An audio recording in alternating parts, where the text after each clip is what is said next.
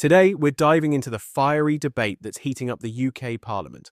On one side, Lee Anderson is calling out the government for what he calls a ridiculous decision on national insurance contributions.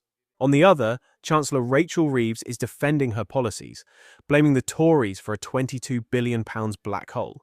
But is this just political finger-pointing, or are there real solutions on the table? Let's break it down. Lee Anderson.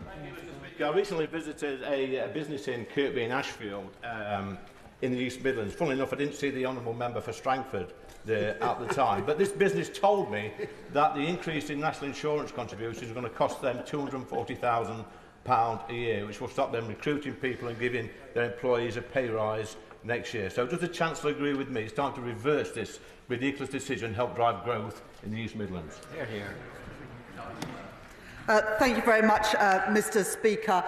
In the budget in October, I had to fill the £22 billion black hole left by the previous government.